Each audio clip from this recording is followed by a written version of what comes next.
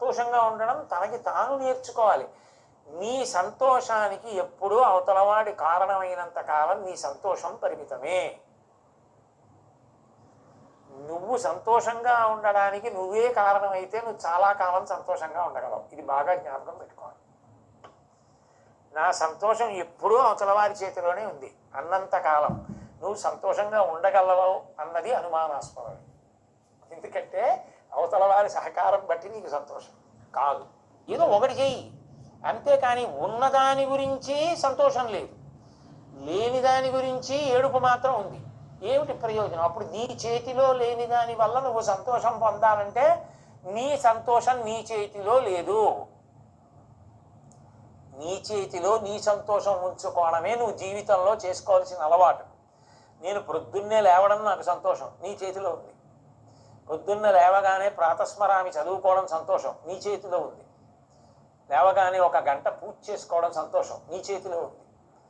గోశాలకు వెళ్ళడం సంతోషం, నీ చేతిలోనే ఉంది. గోపూజ చూడటం సంతోషం, నీ చేతిలోనే ఉంది. ప్రదక్షిణాలు సంతోషం, నీ చేతిలో ఉంది. విష్ణు సహస్రం చదువుకోవడం సంతోషం, నీ చేతిలో ఉంది. నీ చేతిలో ఉన్న వాటితో నువ్వు సంతోషించడం నేర్చుకుంటే నీ సంతోషానికి అవధి లేదు. ఒక్కొక్కడిని చూడండి, నిత్య దుఃఖంలో ఉంటాడు. ఎందుకని అడగండి. అంటే వాడి సంతోషము వాడి చేతిలో ఉండదు. వాడి సంతోషం ఇతరుల చేతుల్లో పెట్టి వాడి చేతులు కట్టుకుని నిలబడి ఉంటాడు. వాళ్ళు అనుగ్రహిస్తే సంతోషం, వాళ్ళు అనుగ్రహించకపోతే వీడి దుఃఖంలో ఉంటాడు. వీడి చేతిలో ఉన్నదైతే కదా వీడి సంతోషం. వీడి చేతిలో ఉన్నది ఏముంది? తెల్లారగట్లు వేస్తే సంతోషం వాడికి కాదు, 1 గంట పూజ చేస్తే సంతోషం వాడికి కాదు, గోశాలకు వెళ్ళడం వాడికి సంతోషం కాదు.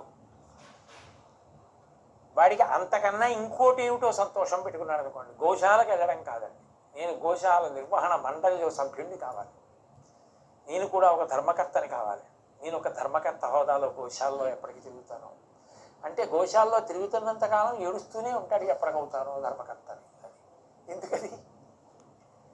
అంటే నీ చేతిలో లేని దాన్ని నువ్వు కోరికగా పెట్టుకుంటే ఏడుపు కాదు. ఏమవుతుంది? ఆ ధర్మకర్తలు కూడా సామాన్యుల్లాగే తిరిగి చేస్తున్నారుగా. ఇప్పుడు నాకు అది లేకపోతే ఏమిటి, నేను చేసేది చెయ్యొచ్చుగా అన్న భావన ఉంటే నీకు అసలు దుఃఖం ఇది. నీ చేతిలో ఉన్న దాంతో నువ్వు సంతోషించడం అలవాటు చేసుకో. అలాగని అన్నీ నీ చేతిలో ఉన్న దానితోనే సంతోషపడడం సాధ్యం కాదు. సర్దుకుని సంతోషించడం నేర్చుకో.